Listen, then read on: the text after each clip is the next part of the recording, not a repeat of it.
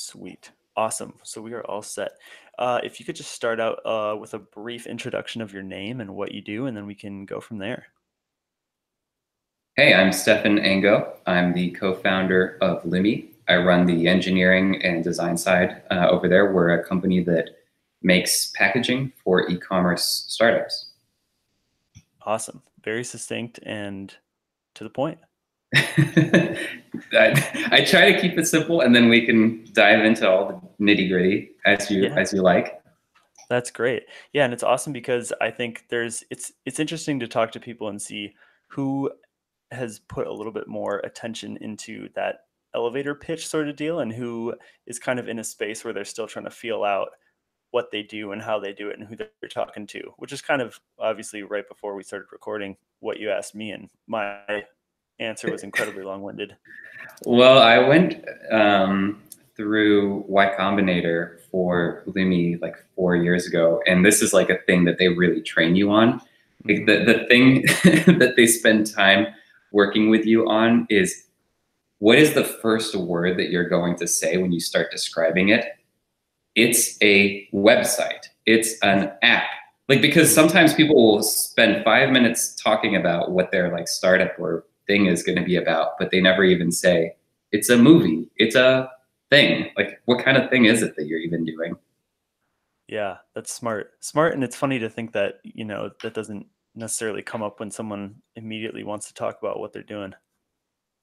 Yeah, I agree. But cool. So where I kind of want to start is obviously more of your background and the progression of where you started getting into other stuff. You mentioned Y Combinator there for a minute, but I kind of want to back up a little bit further to like your ecology, biology background and Oh how boy. that led to industrial product design. Because that seems like, a pretty interesting jump. Yeah. Well, that I could freestyle on for easily an hour. So you'll have to cut me off. Okay, cool. I'm ready. I'll give you the super fast version, then we can go in more depth wherever you want. Cool. So I was born in France, actually. I don't sound like it because Not at my all. mom is American, my dad's French. So I grew up in France up until I was 17. So I went all the way through high school in France. And starting in like sixth grade, I went to a bilingual school. So I picked up a lot of English there too. But I was really focused on science. I thought that I would pursue biology, become a biologist. After high school, I went to college in Colorado and majored in biology. I thought I was really fascinated, especially by zoology and ecology and thinking about ecosystems and evolutionary processes and natural selection and all that kind of stuff. But at the same time, that basically since being a young kid, I've always been interested in art. I've always been drawing and doing photography. My mom is an incredibly creative person, has done all kinds of different art throughout her life, cooking, painting, sculpting, all kinds of stuff. And so I always had that going on in the background, and I was making websites since a pretty early age. Like when I was like 13, I started making my first website, started to play around with graphic design and all kinds of other things. So I always had that creative side as well. And I realized as I was getting later into the biology program, I was understanding more what the profession of a biologist actually is. And it was getting less and less interesting to me because it was really, I think if I actually went down the path of becoming more a professional scientist, I would want to do something like, be like Stephen Gould. I don't know if you know who that is. Kind of like the Neil deGrasse Tyson of biology. Stephen Gould is dead now, but he was kind of like that person in the 60s and 70s. Kind of like explaining biology to people rather than being an actual professional biologist, because that's a profession where, especially in the field of zoology, you're spending 90% of your time writing grant proposals and then, 10% trying to actually do the field work and do the studies.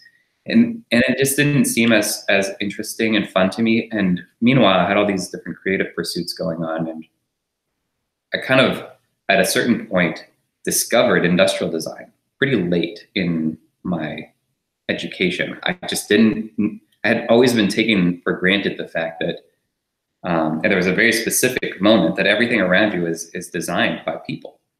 So I was in China, just happened to be there as a family vacation with my sisters and my parents, and we went to a Muji store, which is like a famous Japanese brand. They had this huge store in Shanghai, and we were looking at all this stuff, and it was just so beautifully designed, like pens and furniture and different things.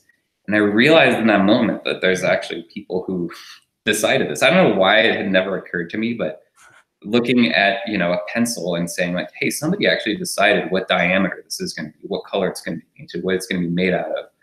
And I thought, hey, maybe that's a thing that I could do. So I started investigating it, and I thought, to me, evolution and industrial design had a lot in common, because they're both about how do you take a thing and evolve it so that it better functions within its environment. Where I could be studying what nature has done, and how things have evolved to, you know, suit certain functions in nature, or be part of like creating what we have here in the like human people made world of objects and buildings and things, and try to help make those things more suited to the environment. So that's what kind of drew me towards industrial design, and ended up going to Art Center in Pasadena. That's how I ended up in Los Angeles. I had a brief stint in the Netherlands for a little bit, where I was interning at an industrial design firm, and that was really fun. And then Art Center is where I met my co-founder Jesse. Jesse Janae and I have been business partners now for about 10 years. Started This is our second company together. And she went to school, and we met studying industrial design there. That's an awesome story. It's sort of a meandering one. There's a lot of like there's real stories layered in there, but that's sort of like, you know, my life up until now in a nutshell. Yeah. So it sounds like travel was a huge part of that initially. Is that kind of still how things go? Um, Sort of. Well, when I was growing up, we would travel quite a bit with my family, and it was really fun to experience other cultures and how they see the world. And I've always thought that that was super important. I grew up in a very multicultural background, because my mom is American. So we spoke different languages in the house. She's also actually happens to be half Swedish. That's a whole different other layer to it. So yeah, so there's that. But then the bilingual school that I was mentioning, all my friends were, you know, kids of like different families that ended up in Paris for one reason or another. My best friend was like half Italian, half Australian, but he spoke German because he had grown up over there and stuff. And I had another friend who was like Finnish and Moroccan. Like everyone was all from all over the place. It's a true melting pot. Yeah, and so that, you know, that really opens up your perspective about how, I think from a problem solving standpoint, it really makes you feel like no one has it all figured out. Like a lot of different people have different ideas about different things. And so that opens up a lot of creativity. And I feel the same way about travel. And I sort of took a break from traveling while I was in school and kind of starting the first couple of businesses here recently. But I've just started traveling again more for pleasure over the past year or two. So I kind of took a break from it just because we were so busy starting these companies. Yeah. But now, yeah, recently I was in Japan, and that was an incredible experience. I was in Mexico over Christmas just this past year. So I love it. Yeah. That's great. We're gonna have I to wish I get could do into. more of it. Yeah, yeah. I completely agree, and it's kind of a similar situation that I'm in right now. But obviously being in more of the earlier stages of my career, so it's kind of also difficult to, fit a lot of that in when there's other goals and, trying to build everything up from the bottom. But do you think a lot of that kind of melting pot situation or situations, environments that you were in, do you think that played into what you were talking about earlier with uh, feeling like you wanted to go more of the creative route? Like, did that kind of help Hmm. foster that sort of thinking at all? That's interesting. I don't think so. I think, but I think it's a good question. I think that, yeah, I don't know. If I had kept going as a biologist, I actually saw that as an opportunity for a lot of travel too. Like that, you know, if you get to go in the field working in different environments, like that could be a really fun way to travel as well. So I don't think the path that I chose ended up being the one where there would be necessarily like more different kind of experiences. But for me, what was important was that I could participate in a like creative act on a daily basis, and I feel like that was the important choice for me. Gotcha. So then after that that trip that you had mentioned where you'd kind of had that first epiphany of the Mm. that things were designed, what ended up coming out of that? Well, the thing that's weird is that I had always been designing stuff anyway, but I just didn't realize that it could be a job or a career. Mhm. So that was the summer of between sophomore and junior year of college. So I kind of decided at that point in time that I was going to pursue more of a design angle, but I kind of just felt like the momentum of being in this biology program made me I tend to have a bias to try and finish things that I start, and I think that's just a very natural human bias. It actually has a name. I forget what it's called, but I felt like I needed to get that finished. And the school that I was at didn't have is a small liberal arts school, didn't have a particularly strong like design program or anything. So I tried to fill in my electives with a lot more art and whatever they had, like more photography, more sculpture. There was an interior design class that was sort of, you know, the closest thing to design that they had there. Mhm. Did some independent studies where I found one of the faculty that was like the closest to something that I wanted to do, who helped me kind of flesh out my portfolio a little bit. And then what happened was that I was trying to get an internship because I wanted to kind of see what it's like to be a professional designer. And I put together this portfolio, and it was just a bunch of, it was like very random array of stuff. There was a few physical products that I had started designing, some furniture and stuff like that. And then there was a bunch of random fine art things that I had done in school. So it's not a very strong portfolio, but I sent it out to like 30 different design agencies all over the US. And they basically all said no. They said, they all said the same thing, which was like, hey, we've got people from Art Center and Pratt and RISD and all these famous design schools that are graduates from design programs, and they're like knocking on our door. Why are we going to take you? You're like a biology person. Get out of here. And so I was like, dang, that's a good point. But it was too late for me to apply for to go to school again. So I went back to Europe because my parents lived there, and ended up finding a really great job with a design agency in Holland. And that's how I ended up there. And that is where I kind of built up more of a portfolio. It was this company called Flex, which it just FLEX .nl. They're an incredible industrial design firm that does like all the packaging and stuff for Grolsch and Heineken. They do all the designs for retail and all that kind of stuff. They do all the industrial design for the Dutch post office. They work with lots of famous companies, and it was really fun being an intern there, getting to be involved with, like, I could sort of pollinate, you know, and touch a lot of different things. So we were making like a cow milking machine that looked like it was so cool. And then there was this this was just around the time, just before the iPhone first came out, where we were inventing this device for a company called Tefal, which is like a big cookware company in Europe. And they were kind of making like an iPhone-esque device, but that was specific to recipes, like it would help you cook. So we're designing thing for that.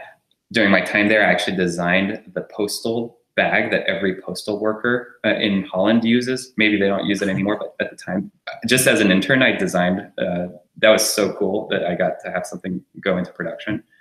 So all of that made me really feel like, yes, this is what I want to be doing. So that's how I decided to go back to school to study industrial design. Hmm. That sounds like an incredible experience, just being able to dive into so many different things and kind of having the, I guess, like having more authority figures around you, being like, "Here's this stuff. Go ahead and get your hands dirty doing it." Because I think what a lot of people lack nowadays is an ability to kind of step into that potential space to understand what a job might actually be before they're all of a sudden they find themselves far enough down that line where they can't necessarily go back or kind of don't know what the next step is. Well, I found that the Dutch people, they were so friendly and understanding of my point of view. I remember them, like, to get into art center, you really have to have a very good portfolio. And so I was spending a lot of time working on that. And they would ask me, like, why do you need to have such a good portfolio to go to design school? Isn't that how isn't Mhm. that the purpose of going to design school? Like, aren't you gonna like actually do that when you're in design school? And I was like, yeah, that's a good point, but that's not how it works here. Interesting. So what was it like? What was that transition like going from starting to push more toward the design side of things and then having to put that portfolio together and then ending up with that internship? Because it seems like from the way you describe it, it seems pretty fluid, but I'm assuming that it didn't necessarily feel like that in the moment. I don't know. To me, it was really fun because that's what I was doing in my spare time. And it was sort of like, what if I could do the things that I love to do in my spare time, but as my job? And that one of the things that I had been doing for a long time, and this is going to date me for sure, but is the thing that I loved doing when I was in high school and college, and this was kind of my first exposure to UI design, was making skins. I don't know if you ever heard that term, but skins are kind of like themes for apps. Like back then, Winamp was like the big thing that everyone used. It was kind of like iTunes basically, but Yep. it was a app that you ran on your desktop computer to listen to music. And it had a big community of people who would make custom themes for it. And you could really go wild with it. It was like any shape you wanted. And the play button could be like a, asteroid that was floating out there. Like people would do all kinds of crazy things with the designs of these apps. So I made a lot of those. And that really was about kind of like form and function. Like how can you, because a music player needs to do the basic things, right? You need to be able to like press play, next track, previous track, volume, shuffle, like all those different things. So you know that that's kind of the template that you have to work off of, but it gave you total freedom to like create something around that. And some people went totally nuts with it. Were really like artistic and sculptural and weird things that when you look at it, it's like so unusable, like the utility of it, it's like so confusing, but it just looked really cool. And what if I could take some of those different ideas that I had been playing around, but actually bring them into the physical world? And so starting to design furniture and products and electronics and different stuff was a way to do that. Hmm. Yeah. So that brings me to a question of, and it's kind of on topic but off topic at the same time. When you're looking at a project as a whole, how do you kind of go about getting to a point where you're understanding like I'm pushing this a little bit too far or I'm not pushing this far enough? Just because to your point, what you were talking about with there are some things that to a designer it looks beautiful and it seems like it's could be functional and it's working great and then you get to a point where you're having some people test it and you're coming to the understanding that they're not seeing it in the same way that you are, and that you may have either over designed or not designed something in the right way. It really depends on the kind of project that it is. These days, with the stuff that I'm doing day to day, is actually much more UI oriented, and I I personally love designing things that are invisible, like that fade away, that you never think about, like a doorknob or something, like something that you use every day, but never think about. That's my favorite type of thing to design, because it just, that's the pure essence of design. When things become like what we're talking about before, like straddle the line between design and art, that becomes a different kind of thing. And I enjoy doing some of that for myself, mostly. Like furniture, for example, can be something like that, where you just want to create something that's very pleasant to look at, or works in a certain way that is almost is intuitive, but it's obviously intuitive. Like you're using it and you're like, ah, that's so nice to use. That's so much better than what I'm used to. That's a great feeling to be able to impart to an object or to a product. But to me, I almost, in my professional work, prefer to have something where nobody even noticed that it happened. Like it's a magic trick that everything was easier, but nobody needed to comment on it, that it's a utility. Kind of like how we all live today with, internet access everywhere, but we never think about it. We're never like, isn't it amazing that right now I can stream, like we're talking right now, over video across thousands of miles, and we don't even have to think about it. It just magically is happening. That's amazing. That's what I'm always hoping for. Totally. Yeah, and I had actually read a statistic a little bit ago that was something like it's there are more places where you can get free Wi-Fi than free water in the world, Wow. which is pretty nuts, because it's like you have Yeah. more access to information than you do to something that can actually physically sustain you. Yeah. But it makes sense at the same time, because especially now that they've got satellites and everything flying around, providing internet to everyone. Yeah. Makes Yeah, sense. no kidding. It's interesting too that you bring up the kind of like, I'm just going to call it like the form follows function kind of type of design, where you're really working toward what the core of something is, and then removing all of the extra stuff around it. It seems like that's a very European way of thinking, as compared to what I've kind of experienced with some of my schooling here. And I had a very similar experience to what you did, which was getting to a portion of the design school where it was time to submit a portfolio. And for me, I was like, I've already done a lot of this work at this point, and I'm already starting to learn more with side projects and getting paid for it than if I were to like finish this out. So it ended up, I switched over to business to actually get a broader understanding of like how that specific design experience could be used in the real world. Because what frustrated me was seeing a lot of designers being pushed along and not really being exposed to the fact that at some point they're going to have to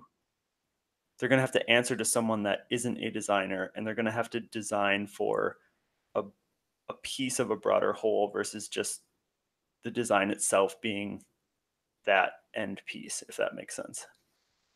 Are you talking about like, I guess where my brain goes when you describe that is more about different schools of design or different schools of art. And for me at least, I really associate more with like a minimalistic, modern kind of approach to it. And I always admire people who are very illustrative and artistic. And I like that too, but it doesn't feel natural to me as a way of expressing myself. Like I enjoy things that are very simple, as opposed to people who tend towards like, so that form follows function idea really comes from modernism. And because if you look at postmodernism, they were actually challenging that notion. They were trying to say like, what if we can make something that is unexpected or weird or surprising, where it doesn't work the way that you expect, and that's supposed to elicit a reaction from you. To me, that falls more into the domain of art than design. But not that that makes it better or worse, but it's just different. Mm-hmm. So it seems like you had kind of figured out where your interest lied in that regard at an early age, compared to someone who might have stepped into it a little later and, dabbled more toward the like high illustrative, what you're calling more art, versus more of like the industrial side of things. Well, I felt like I was super late when I figured this out, because I didn't even know that this was a profession until I was like 20 years old. And now I kind of feel like The other thing, I feel like kids kind of intuitively understand the notion that design exists, but I could be wrong about that too.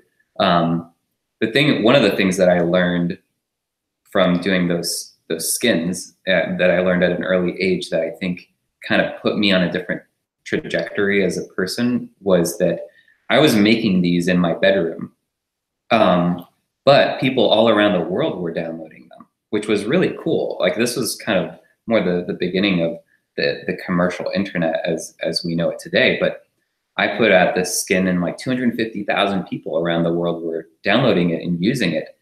And so it just taught me something about the asymmetry and like virality of how the internet works. But nowadays, kids who are like 4 years old understand that. Like they understand that a YouTube video can go viral and that they could be part of creating something like that. That if it's worthy of like the mass like mob of eyeballs that exists out there on the internet, that that is possible is kind of a magical thing, which is, I think, very inspiring for the next generation of kids who are growing up these days. Like if kids grow up with that idea in mind, that if they make something that is powerful enough, even if it's dumb, like even if it's like a silly meme, that it's like memorable and interesting enough that millions of people can see it, that could lead to some really positive things too. Like, you know, if an idea or a product or a thing that you can make is good enough that it can reach like a meme kind of status, that it spreads around the world super quickly, I think that helps us accelerate the progress of some like sometimes bad ideas, but for the most part, I think it'll be good. Yeah. I'm interested in how many kids from the next generation kind of have the take that you have, which is more, seems like more of a positive outlook on it, which is like the better understanding and a more like constructive outlook on it exists versus someone who's just there to kind of, you know, use and abuse social media in a way that's leading to more of these like Yeah, depression stats that you might see nowadays. I think that's just a temporary. I'm an optimist about those things. Mm-hmm. I can put my pessimistic hat on. Like I'm all like I'm looking at these things like the deep fakes and how, you know, you can generate like there's some great ones. There was that one of oh gosh, now I'm forgetting everyone's names, but I mean they made one with Obama, right? Where they can now computer. There's like off the shelf like open source algorithms that and like AI stuff that you can use that will generate someone's voice, generate someone's mouth moving, do these like fancy deep fakes, and it creates all these new implications for what's the future of reality and how do we know anything is true. But I think that that's the same thing as how, you know, I'm 33. I don't know how old you are, but we can spot pretty easily in you know, Transformers or whatever when they're using CG versus when they're not. And I think the kids who are growing up these days have that intuitive sense that if they can make a fake thing in, you know, an app in the course of like 30 seconds, or they can like use Snapchat filters or Instagram filters to like modify their appearance, then obviously everything is changeable. And so you just develop new methods of trust. I don't think trust is going to go away. It's just going to change. So I'm very optimistic about the idea that kids will figure it out. Yeah. I'd like to hear a little bit more about your thoughts on that, just because I don't think I personally get enough of the good side of that conversation. I feel like there's a lot to tune into, not necessarily about like super negative, but like the kind of watch out, this is getting out of hand type of conversation going on. I don't know. I just believe in humans. I think the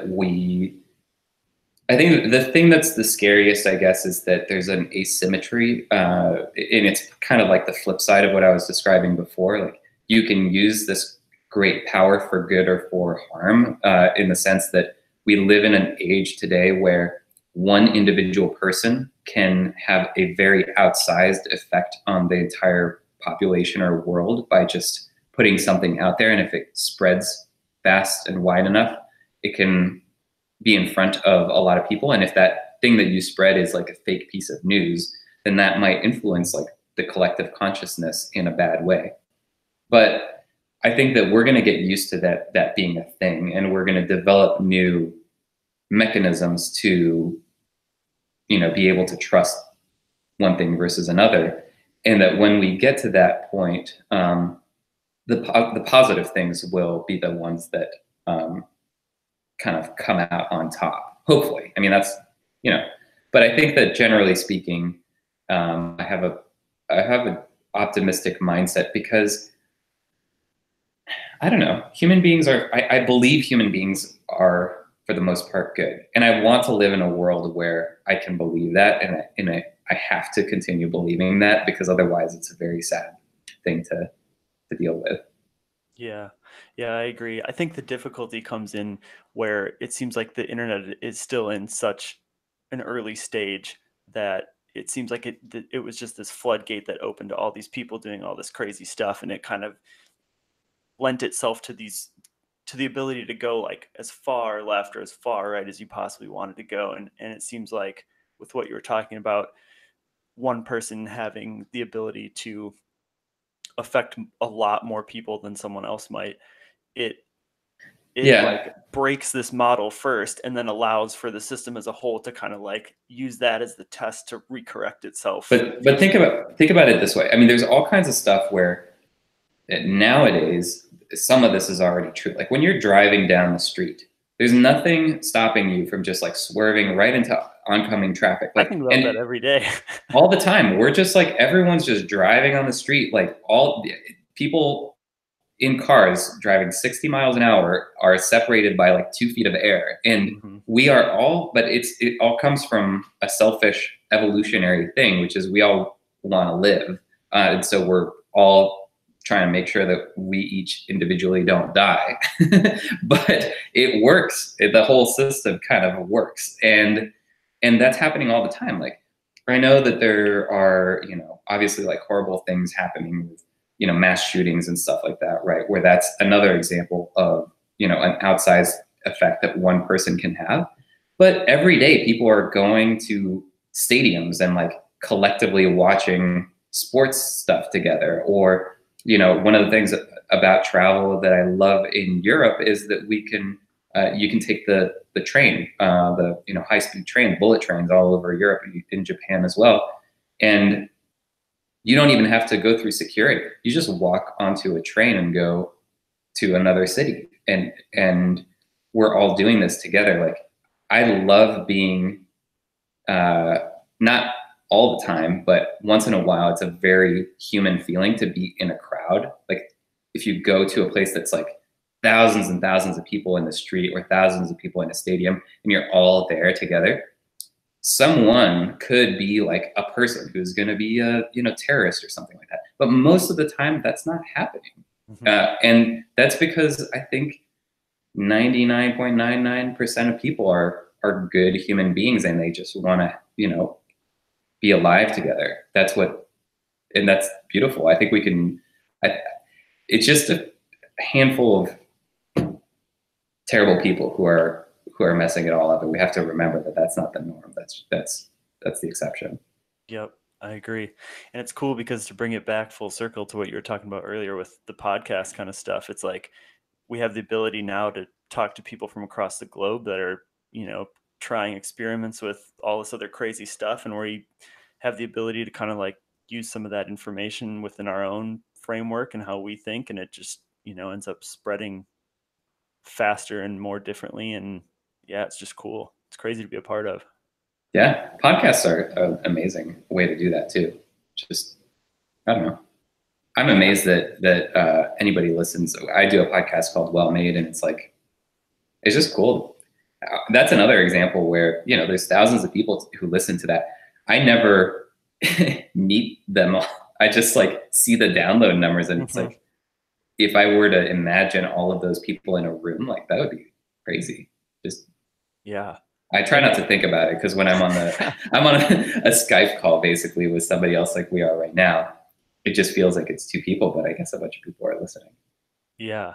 And it's weird because the podcast world is still a little bit of the Wild West, but there's not like a ton of tracking involved with, your users and stuff. So it is very much still like you're just seeing a listen or something. And like sometimes it's on a specific platform, but other than that, you're just kind of like, well, that's someone out there. Yeah. Yeah. I don't really need to know who's listening or what, but I've learned so much from podcasts. I would say podcasts are probably the number one way that I have learned stuff about, I don't know, starting a business, and or YouTube is another great example. Like my dad never taught me how to like tie a tie. I learned that from YouTube. That's how YouTube is teaching the kids how to do a lot of stuff. Mm-hmm. I'm still trying to learn that from YouTube. There's something about that, doing it backwards, or like even when they're doing it the mirrored way or whatever, I still can't do it. So I'm still trying to get that done the right way. Yeah, I don't really have to go to places where I have to wear a tie though. So I guess I have to relearn it from scratch every time, because it happens like once a year. Yep, I'm the exact same. But every once in a while, it's nice to get dressed up, and then it's nice to also take it off and be like, yeah, I'm not doing that again for a while. Yeah. So how did you end up getting into the podcast side of things? I'm assuming that came with more of the like Lumi side of things, but Actually, no. No? No. Well, no. What happened was I was okay. So I started my first podcast, I think in 2013, and it was called EdgeMade, and it was basically about hardware companies that were popping up at the time, and like electronic devices and that kind of stuff. There was a period of time around then where it started to become possible with like 3D printing and different fabrication stuff happening to kind of, and Kickstarter was brand new, to get a new like independent hardware company off of the ground. That was like a very hard thing to do for a while. It's still hard, but there was kind of a movement building up around independent hardware companies. And by independent, I mean like not Microsoft or Apple, like just, a couple of people decide to make a thing. So I had like the guy, the founder of Faraday bikes, and the founder of some good friends of mine from Studio Neat, who still run a two-person company, and I've interviewed them a bunch of times over the years. A bunch of other people who are involved in like physical product space. Mm-hmm. And the reason I was doing that was because I was sort of like looking for an outlet from my previous company, where there's a whole long story about how that company came about, but I just hadn't been involved as much in the industrial design area as much as I wanted to. And I just needed an outlet to talk to people about that. And I wanted to get a little bit out of my comfort zone, because it felt kind of scary actually to do a podcast. But I thought that was something attractive about it, was that I could challenge myself to do something like that. And I haven't listened to some of those old episodes. I'm too afraid of doing that. But they were probably really terrible. But Gotta start I wanted to challenge myself. I wanted to talk about some of these industrial design things that I was interested in. And I kind of wanted an excuse to go and talk to some of these people that I thought were interesting. Mm-hmm. And so that's where it started. And I did that for about a year. And it was kind of on and off. Like, it's so hard to schedule and to find the right time to record. I mean, I'm sure you know this. And editing, everyone. I hate hearing like my own voice and going through the edit and stuff like that. So I don't hate it, but it's just kind of painful when you're going, because it takes like 2 or 3 times as long to edit as it does to record. So you're just like listening to yourself for 2 hours. It's so boring to me because I already know what the content was. So, and you hear all of your ticks, you always, it kills me. So when we started Lumi, we were making progress with things. I thought, wouldn't it be cool if I could do this podcast as part of my job? And I could see the path for that. It just meant tweaking it slightly where it wasn't just going to be about hardware, it was just going to be about e-commerce more broadly and what was going on with lots of new startups. So it was just an evolution of that. And luckily, I had already found our head of editorial, who's amazing, Caitlin Cunningham, and she's been now with us for 3.5 years. And she took the lead on doing all the stuff that I didn't like doing, all the scheduling, all the editing and stuff like that. So it's just just fun for me. I get to meet interesting people, hear a little bit about their story, ask all the questions that I would have wanted to know about. And hopefully it's useful to other people, but it's almost like a very selfish thing, actually. Yeah. Yeah, that's interesting. So then to back it up, it seems like there were kind of like, it always seems like, based on what you're saying, there's a lot of different pieces that ended up pretty seamlessly flowing into the next thing that you ended up doing. To come back a little bit further, like pre-podcast for you, you had started another company that you had mentioned briefly. How did that end up transitioning into Lumi, which then you ended up bringing in your podcast into? Yes. Okay, so I met Jessie. I mentioned Jessie before. Mm-hmm. Her and I went to school together at Art Center. She's an amazing person. She's my best friend and my co-founder. But we met. She's a couple years younger than I am, so she was like 20 or something like that. And she told me that she had been working on a printing technology. And it's like, how many 20-year-olds do you know who are working on a printing technology? And I was like, okay, tell me more. And I had been in my fine art stuff in college. I had done some analog photography, kind of like developed my own film and that kind of stuff. And she started describing this. She had started developing a printing process that would use some of the principles of photography, but on fabric. And we just sort of spent some more time with it. And she showed me a little bit about what she was talking about. And it was this fabric dye that would allow you to use sunlight to basically like chemically react from going from a transparent substance to a colored dye, and in the process actually like dye the fabric, and then you wash out the excess dye, and now you have like a photographic print on fabric. And we sort of started doing this on the side while we were still in school, and launched a Kickstarter campaign back in 2009. So Kickstarter was brand new at the time. It was only a few months old. I had found it just from being a dork on the internet. And we decided, hey, let's like try this out. And we kind of used the skills that we had been developing in school as industrial designers to create a couple simple products. They were just like leather goods. They were like wallets and bags that were made out of leather. And this printing process was extremely good for natural fabrics like cotton and leather, and also wood and other like natural based substances. So we made these products. We raised $13,000, which was like an incredible amount for Kickstarter at the time. I think it was like the 4th or 5th biggest campaign of all time. And that sort of like turned into, that was a very organic thing. We were just like experimenting with a bunch of stuff. And then people started asking us like, hey, tell us more about this printing. How can you print this other stuff? Can you print my dog's face on this wallet? Like people were asking us all these questions. We're like, we didn't really want to become a printing company. Flash forward to today, believe me. It has a lot of interesting like tie-ins, but in any case, we thought, hey, why don't we make this tool available to other people? And so we released it as a kit. We came back to Kickstarter in 2012. We both dropped out of design school, started selling this product called Inco Dye as kits that people could use to print their own t-shirts and fabric and stuff in their own backyard. And then we took that product to retail. We were selling it in all kinds of arts and crafts stores and Urban Outfitters, different places, selling it online.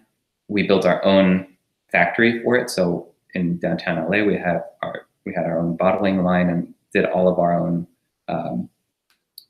manufacturing of the dye from raw ingredients until finished product, packaging it out. We had our own fulfillment warehouse for it. We ship stuff at. So we just sort of learned kind of soup to nuts how to make the entire thing.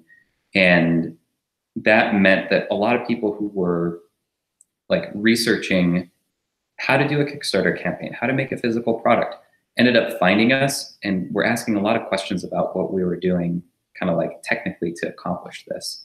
And we were using a lot of new software that was coming out at the time. Shopify was brand new, Stripe was brand new, Square, Zendesk, all these different platforms that, you know, are kind of now part of the standard toolkit for anyone who's starting a business. All of that stuff was brand new, and we were taking advantage of it because it helped us get our business off the ground faster. But there was one big area that was not well served, which was all of the, you know, the physical stuff. So the fulfillment, the manufacturing, the packaging, all of that stuff was not well, had not been kind of softwareified. So that's when we realized there was a bigger opportunity there. Gotcha. And we decided to start what Lumi is today. And at that point, we decided to join Y Combinator. That was about 2015, early 2015. And so that was just about 4 years ago. That sounds like a wild ride. So what was it like? You know, obviously you're talking about getting into Lumi because of what your experience was like with more of the actual like physical warehouse product side of everything. What was it like getting that crash course in not just like the product side of things, but like the business as a whole? Because it seems like you were just kind of thrown into the deep end of that whole thing as it all took off.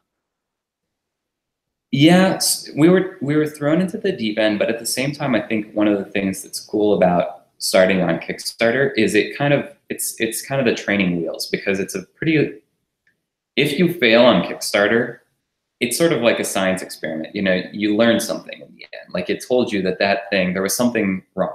Either your product wasn't right, or your marketing wasn't good enough, or, you know, you didn't make a good video. Like it teaches you a lot. And, you know, you have to deliver something at the end. You have to actually produce something and deliver it to people, right? So the stakes are lower than starting an actual business. And that helps you kind of understand kind of all the components that go into building a business, because you need to do every aspect of a real business, but kind of on a smaller scale. And of course, there's a multi-million-dollar Kickstarter campaigns that, you know, that are on a whole other level.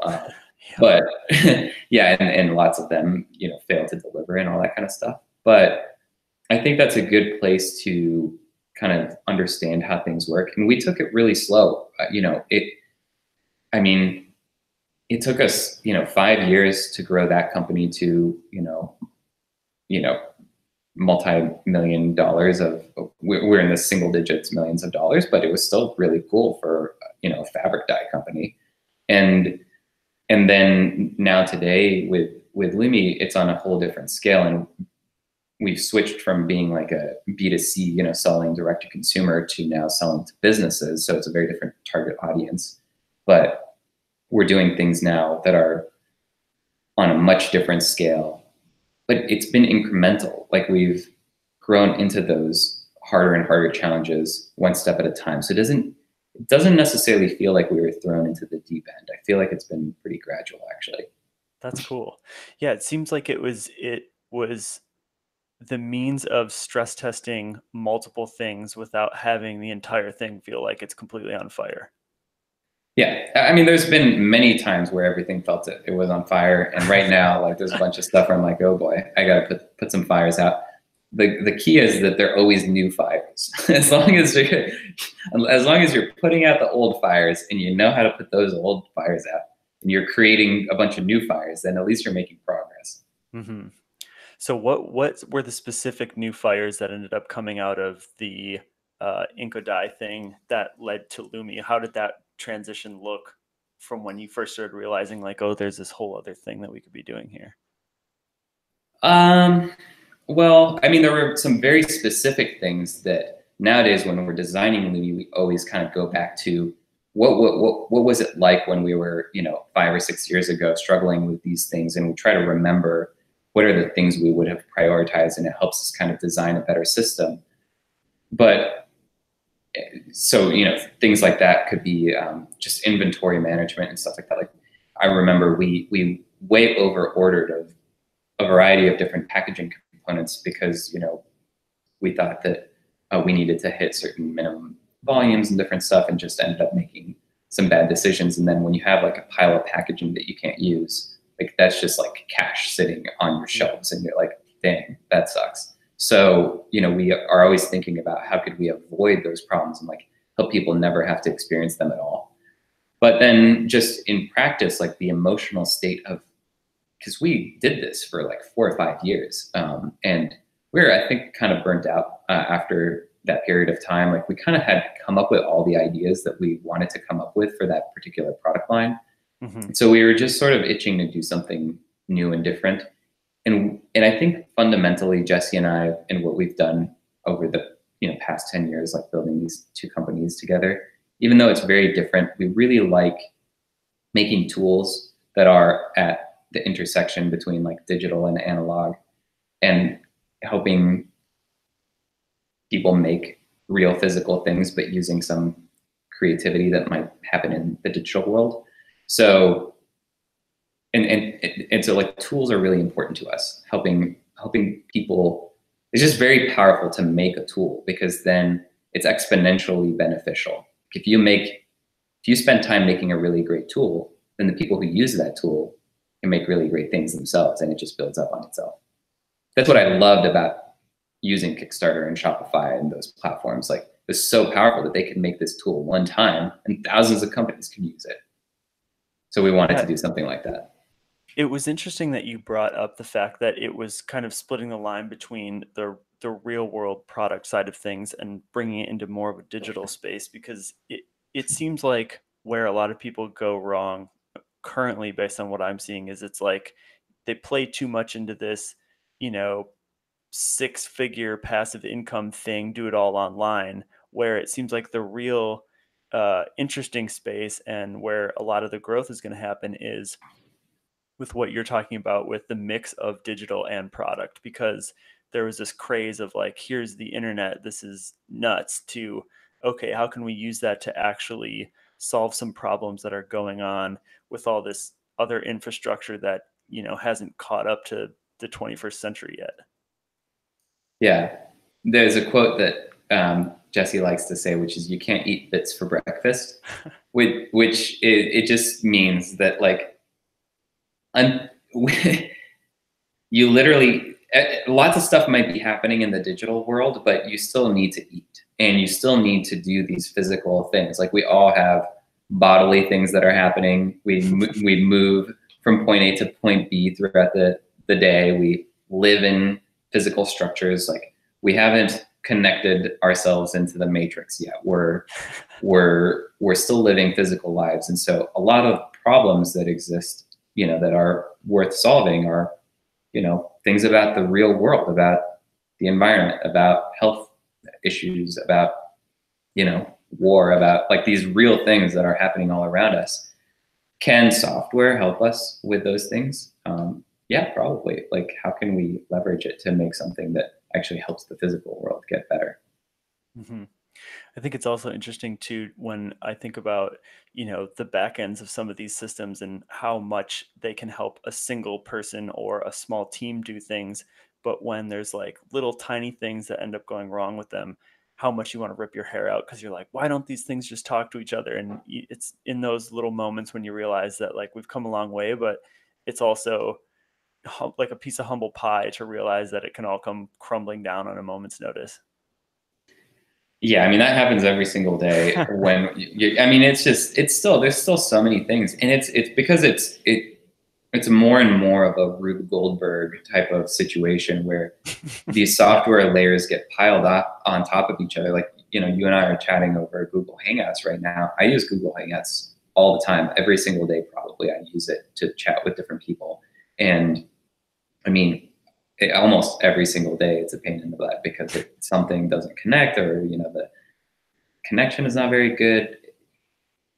And, you know, you just have to remember the optimistic side, which is like, hey, 100 years ago, people had to like travel across the entire country, you know, to see each other. And now we can do it digitally over the internet at any moment. So it's better. Funny. Yeah, I was just watching this John Adams series on, I think it was like on Amazon or something, but it was so interesting at a period where he was talking about having to go over to France to do all these negotiations. And you think about how he had to get on a ship and sail over the ocean to go over to talk to Oh people. yeah. And it's like, that wasn't that long ago in the grand scheme of things. So to think about the fact that you were talking over crazy connection online across the country is pretty wild. There's a great map that I saw recently. Look this up at some point. Isochronic distances. Do you know how to There's a spell that? yeah, iso as in same, Yep. ISO, chronic as in CHRO, Cool. and I see the time. So like same time distances, isochronic distances. It's a map that basically someone made, I forget when, like 100 years ago or more, that shows the distance from London to any point in the world, but in units of how many days it takes you to go there. Mm-hmm. So, and it's really interesting because obviously like the outer edges of any continent are much easier to get to than the inner part because they were traveling mostly via boat, right? So it's just a fascinating thing to think about that map. And somebody took that map. It was just like a thing that was floating around the internet a few months ago. Somebody took that map and updated it to like, what does it look like today? And obviously like, it's incredible. Like you can get almost anywhere within a day, basically. Yeah. I mean, that's like a USPS shipping map, basically. Yeah. Well, that's exactly what it is. Yeah. It's that, but what if you want to ship a human to, Yeah. you know, the middle of the Amazon? Like Yeah. that was a thing that, you know, on this isochronic map from 100 years ago, you know, took a couple months, but now, you know, a couple days. Yeah. And then at that period, you were facing death and, you know, Mm. whatever else comes Like close to that. 15,000 different kinds of death that you could have on your way there for sure. 15 different thousand times of, yeah, slow, agonizing, whatever is happening. Anything, all kinds of things could happen to you. Yeah. Real world, what was that game called? The Oregon Trail, where you'd get like Yeah. dysentery or your food would go bad, or you know, whatever numerous things happen along the way. They need to, yeah, I wish there were more of those like old kind of games like that. The version of that today is like Red Dead Redemption or something. It's like such a more extreme, like it's so, there aren't like good, simple games anymore. I completely agree. Completely agree. But to get back into the Lumi side of things, how did you? So you start getting all these ideas of like, you know, what this next potential step is. How do you then end up taking that step, and how do you end up weaving more of the sustainability side of what that story is into that company?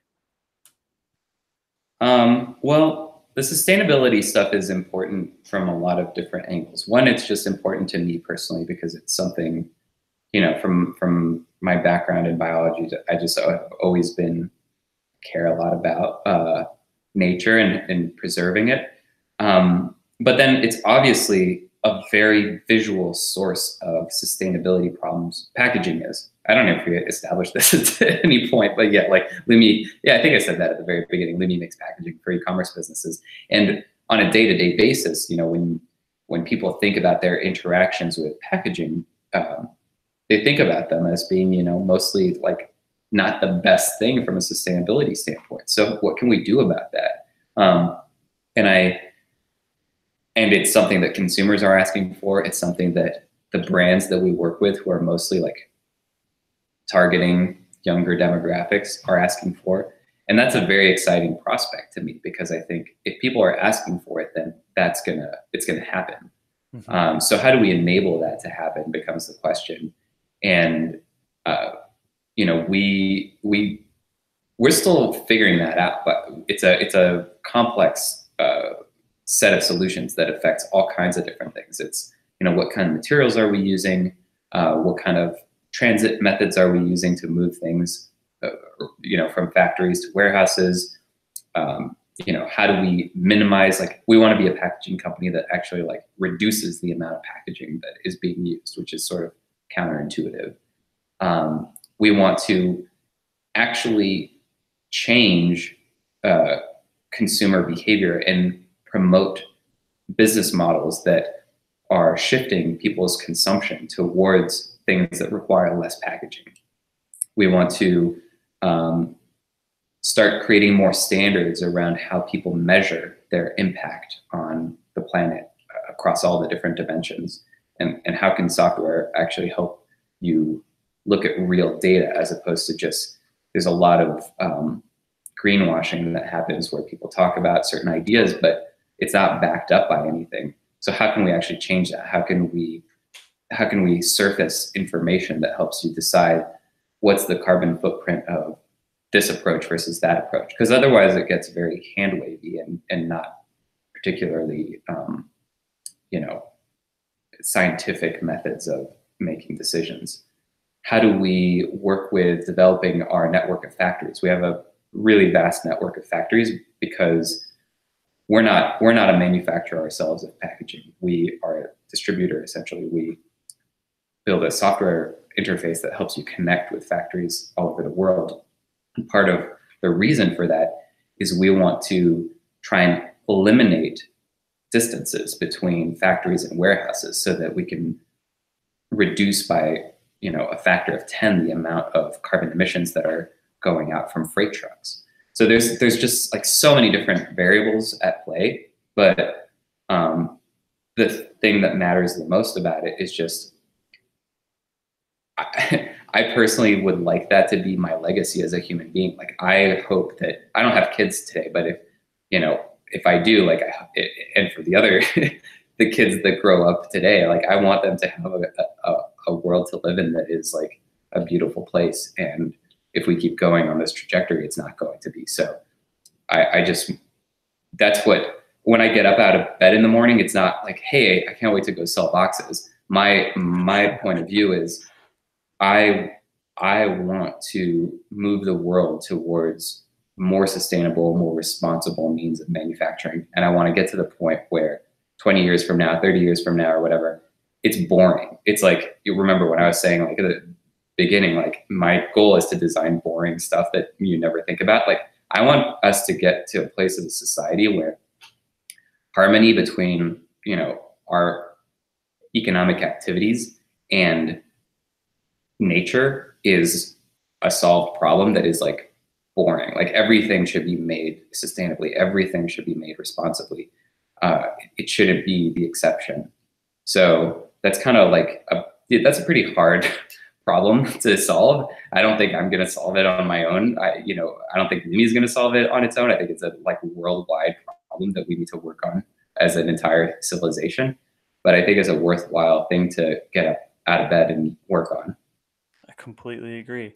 And I think I'm trying to attack a similar kind of problem from more of the product point of view, in terms of like the apparel industry as a whole, because it seems like that's also a space where there's a lot of waste and it seems like a lot of the marketing efforts from that side of things nowadays comes from a lot of that kind of greenwashing that you're talking about, which is like, we're doing this thing, we're going to try and market to millennials and, all these buzzwords, blah, blah, blah. But then when you start to actually dig more into what's going on behind the scenes to make that happen, there's a lot of like, well, we want to do this, or we're trying to do this, but there's not a lot of like firm planning in place and tracking to understand how to make that planning better as you're moving toward an overall goal. Yeah, and that's where the software angle comes into me, is because we now have these amazing tools for all kinds of areas of business, but there isn't a place where a company can go and find out, hey, what's my carbon footprint as a business, or this product vertical, like, how are we doing? How is what we're doing impacting the earth? There just isn't a thing where people can look at it that way. And there are companies out there. Apple does a really good job being like transparent about their supply chain and like opening up, more facts about the heavy metals that they're like mining and where they're putting those and how they're disassembling your phones and all this different stuff. And I'm just pointing out Apple because I think they have an interesting annual report that comes out that explains things in a pretty good way, but lots of companies are doing it. But that's the domain of like multi-billion-dollar companies that sort of have the expectation from the market that they should be doing that. I think that kind of stuff should be available and expected from every company. Like every single company should be able to report on those things easily. That should be boring. That should be standard. And it's just not. We're not even close right now. So we're trying to bridge that gap through software, through tools that help people get more visibility on that. Yeah, I agree. And it seems like the difficulty comes in trying to get the next generation of people who are going to be business owners into implementing tools and that can help with that sustainability aspect of things in mind, but also um, kind of working toward making sure that uh, what am I trying to say? There's like, it seems like it's easy for big businesses now to push resources and some sort of focus toward the sustainability side of things. But what's lacking is, as a small business owner, if you're coming into trying to tackle business as a whole for the first time, I want people to have more of an awareness of the fact that sustainability should be a pillar that is kept in mind from the bat versus working to scale and then backing into sustainability after you've already done all this stuff. Yeah, I mean, I think the other thing that is difficult is that sustainability is just, even as a word, it's like it doesn't really mean anything, and it's so hard because the ripple effects, like the domino effect of any given decision, is so difficult to even understand.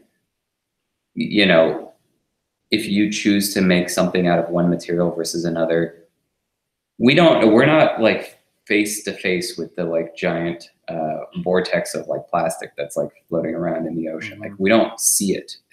And part of that is a problem because it's easy for us to ignore, or we don't. We're just starting to see. Yeah, like if you're reading the right news sources, you see very alarming charts about the global temperature, and all of these um, side effects that are occurring of environmental disasters that are happening all over the world. And, we're it's very scary and overwhelming when if you just tell someone, "Hey, your company should be more sustainable." It's like, well, what do I do? How do I, Hmm. it's, and not everyone is a sustainability expert, and we can't create that expectation. So that's why I keep coming back to this idea of like, it should be the default. It should be something where you actually don't necessarily have to think about it. It should be layered into the way that we do things. It should be layered in culturally. It should be layered into the way that we make decisions as consumers. Like that's probably the biggest educational gap that I see today, which is that especially in developed countries, we're just consuming stuff at such a rate that is no matter how much more sustainable you make the delivery mechanism of those products, the consumption of them is the problem. You can make the packaging, less wasteful or whatever, but if people, I'm watching this. I was watching the Marie Kondo show on Netflix, Yeah. about like cleaning your house and stuff like that, and I'm very concerned about how like they're teaching Americans how to get rid of all the crap in your house, and it's just like, okay, get rid of like Where's it 90% going? of your stuff. Well, yeah, first is where's it going? And second is, hey, now I've got a whole bunch of empty space in my house. Why don't I fill it Mhm. up with a bunch of new garbage? So I'd rather people just have a house full of garbage that they can't get rid of than have an empty house that they want to fill with a second helping of garbage. Mhm.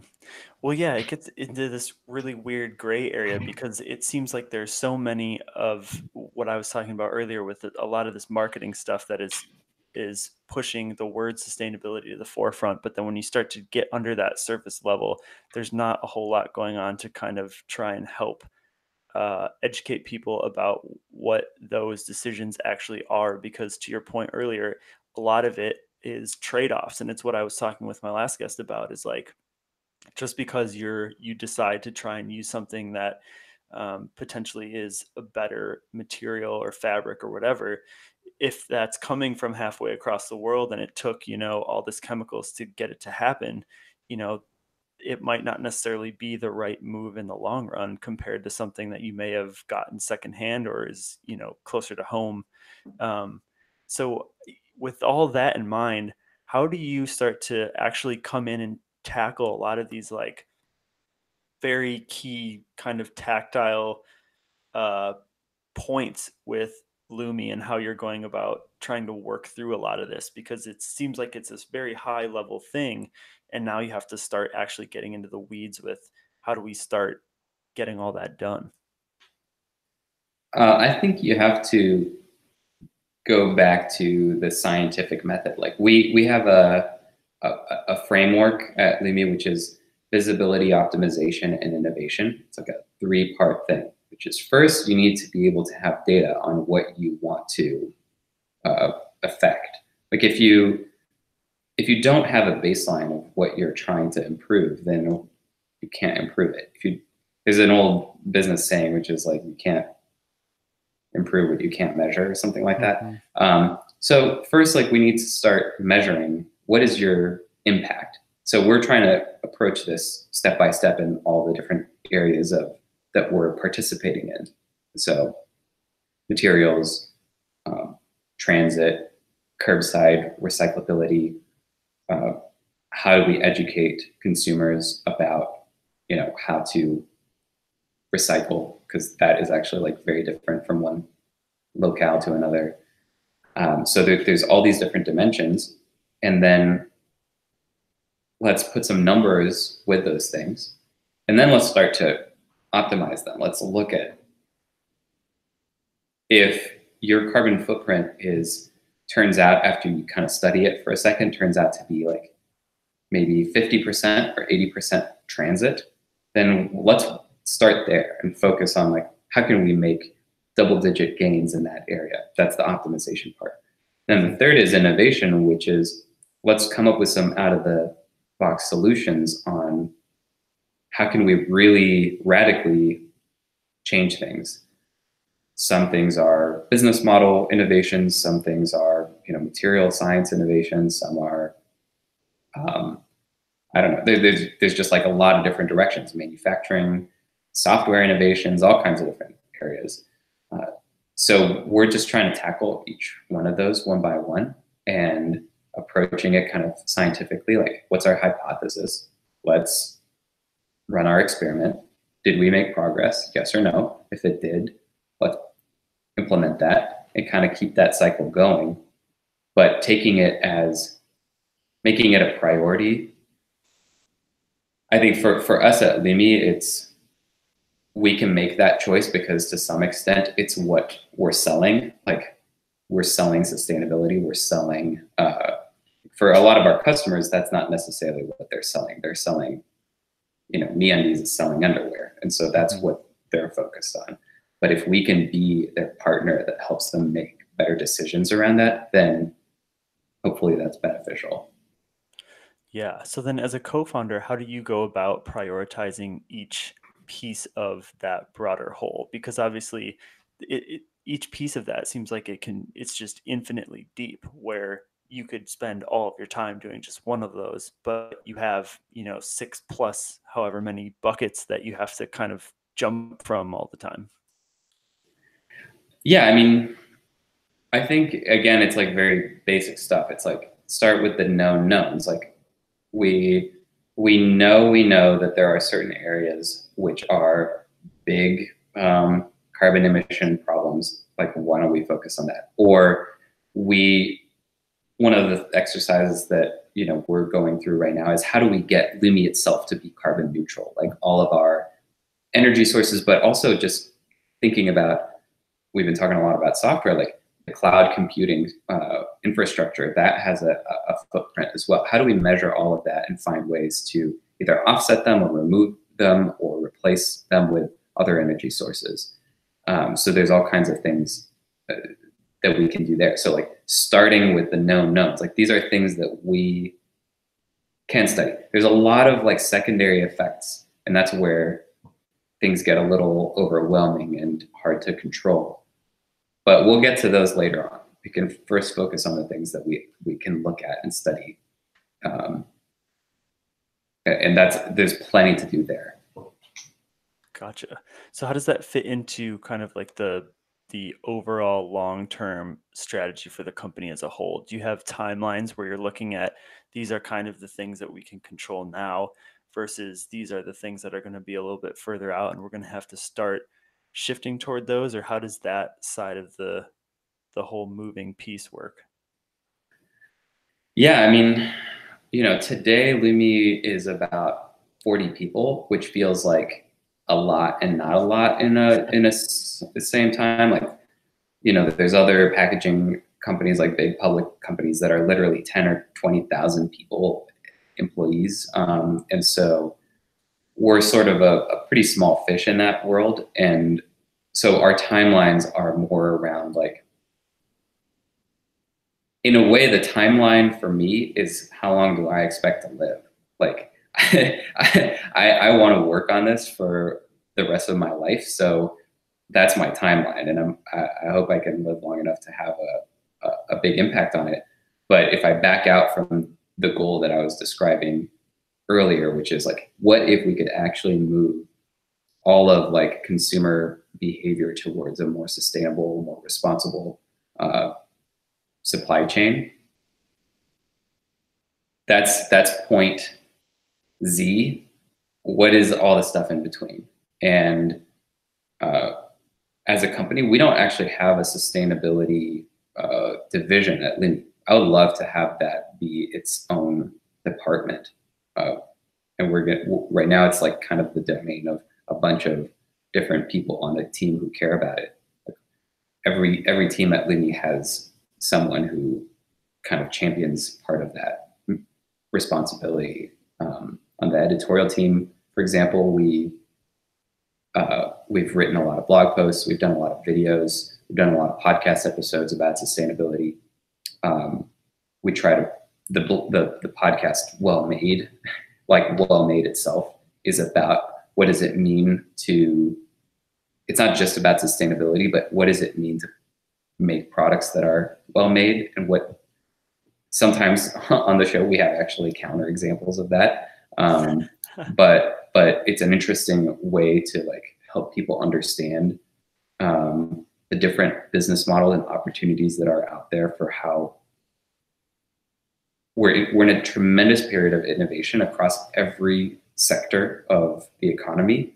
There's huge opportunities for people to take entire categories of products that are being sold and reinvent them for the 21st century in a more sustainable way. That's a lot of the people that we interview. And there's open verticals everywhere for people to go build new businesses in. And I want to kind of like help highlight that because I think Lumi can help power those companies and enable the growth of new businesses that will probably have a much bigger impact than the legacy companies that exist today. And that's just what we're doing on the editorial side. On the supply chain team, on the sales team, on the operations team, each one of those is thinking in its own way, what's our roadmap for making a difference.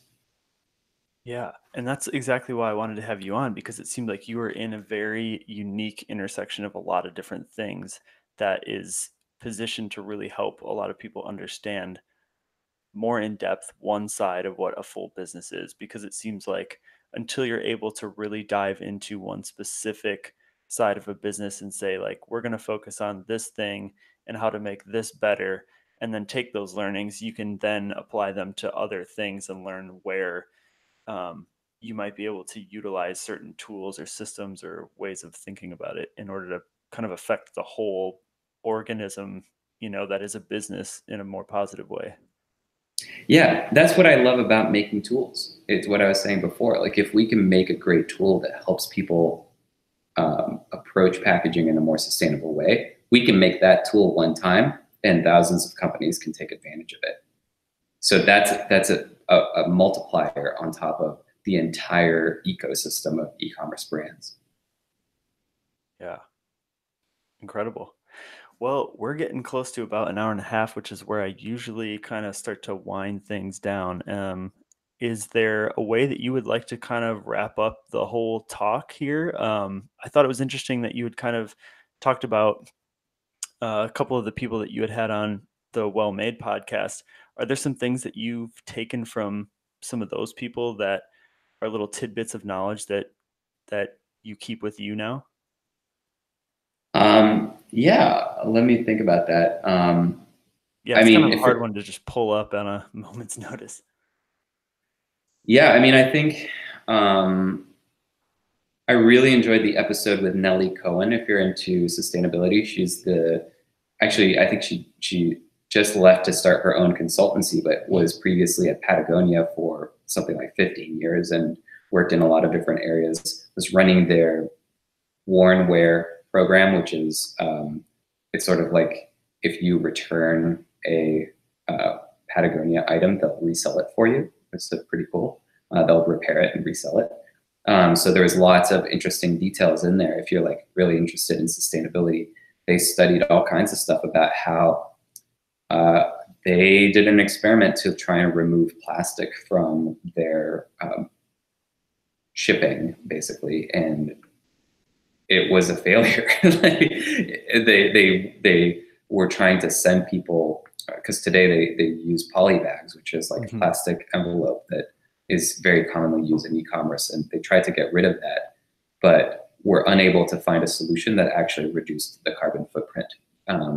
Just fascinating. So I think that kind of goes to your point about kind of the different trade-offs that exist, and understanding that it's not just a surface level choice, that there's a lot of ripple effects is really helpful. And kind of looking at people who've done the work to study that is really fascinating.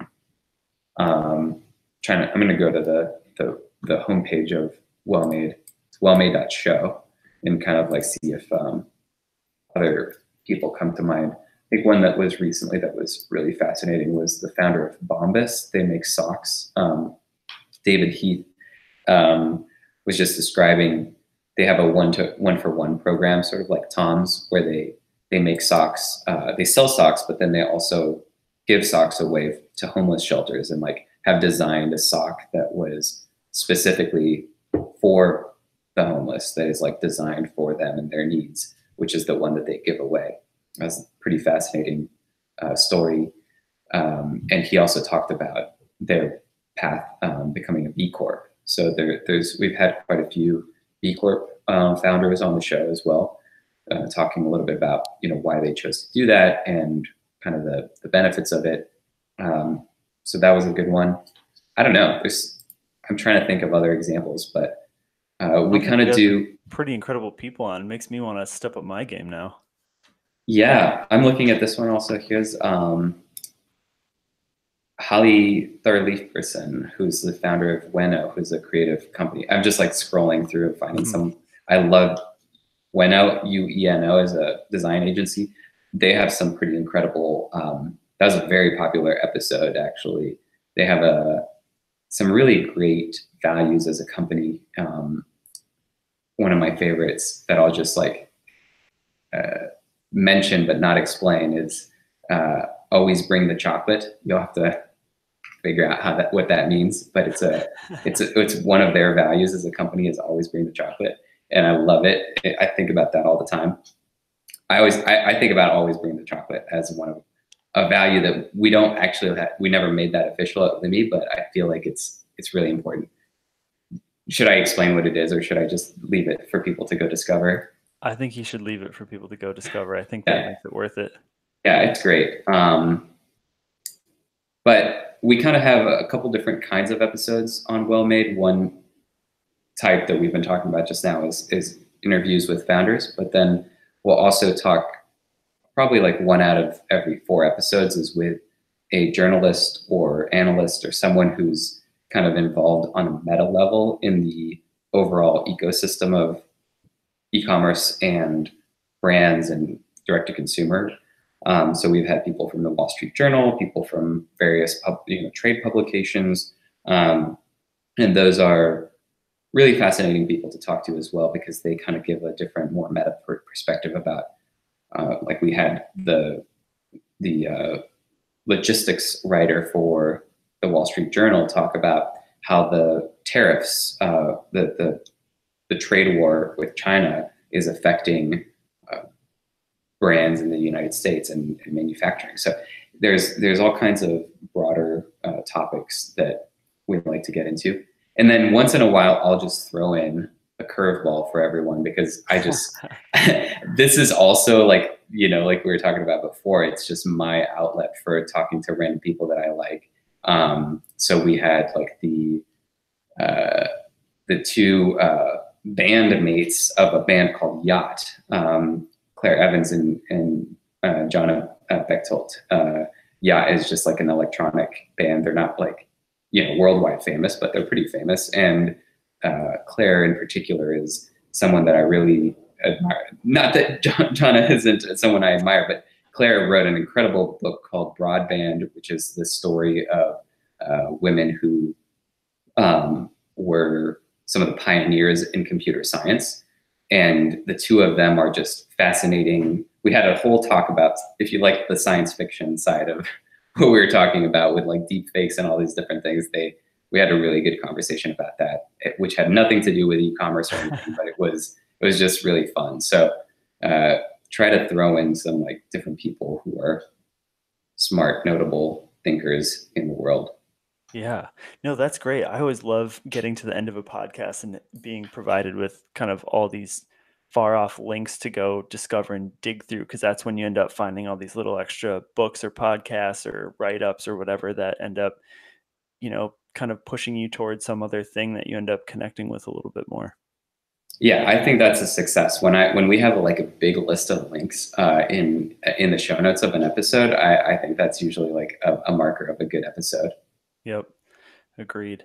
So if someone were to listen to this and want to follow somewhat in your footsteps, whether that be wanting to be more of a creative on the product side of stuff, or a co-founder, or just wanting to execute on that overall goal of yours, which is, pushing businesses to be, more aware of their footprint, are there any things that you would suggest as little tidbits yourself to push them in the right direction?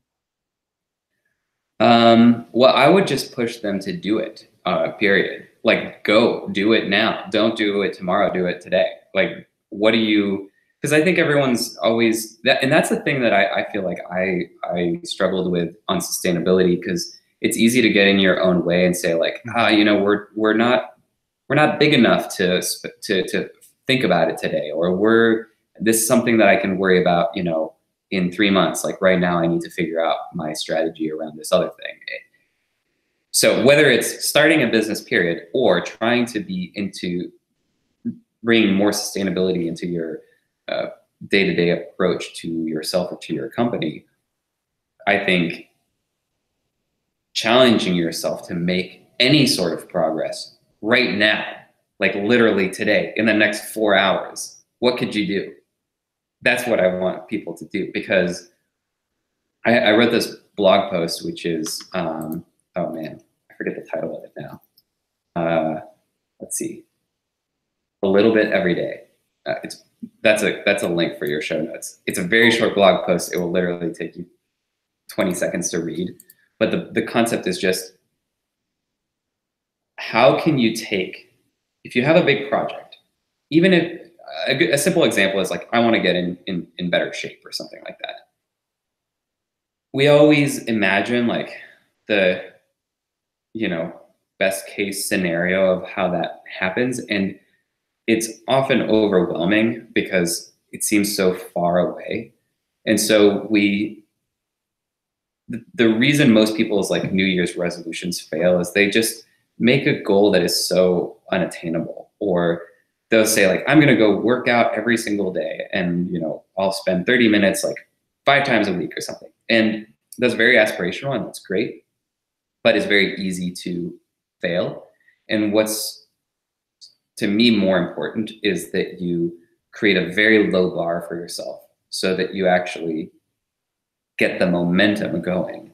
The important thing is getting the momentum. So if instead of saying, I'm going to work out for 30 minutes a day, and then you do that 2 times and then you stop, instead of doing that, do 1 push-up a day, the least amount, 1 pull-up, and just do that for 30 days is now training yourself to actually get into that rhythm. And then you're going to do 2 or 5 or 10 pull-ups, or you're going to actually be able to start spending half an hour. Like, you're going to get into that cycle of like, hey, you know what? It's not as bad as I thought. I can spend a little bit of time on this. So whether it's a pull-up or it's how can I make my company more sustainable, or how can I start a company, period. What can you do today for 5 minutes a day that would make progress on that? And just try to do that every day. And hopefully you'll get that momentum going. Get the momentum going. Awesome. I couldn't agree more. And I'm actually going to go work out right after this. Good. What are you going to do? So I started this new split where I'm doing like, I got into lifting through more of powerlifting style stuff back from when I was in the Midwest a little bit more. And now I've paired it back to more of like a 5x5 kind of deal where it's a lot less intense, so I can recover a lot more and focus more on stretching and just feeling like I'm a lot more fluid and well-rounded versus feeling like I'm constantly tired all the time, because that's just the worst when I'm trying to work creatively and my brain feels like it can't keep up. Cool. Yep. Well, good luck. Enjoy. Thanks. I appreciate it. Thanks for being on. I feel like I kind of wanted to just get the whole thing out there and focus on, the majority of it. So we're going to have to do a couple more of these and dive into some more specifics. Sounds good. It was fun. Thank you. Cool. Yeah, I appreciate it. Have a great rest of your night, and I'll see you next time. See you next time.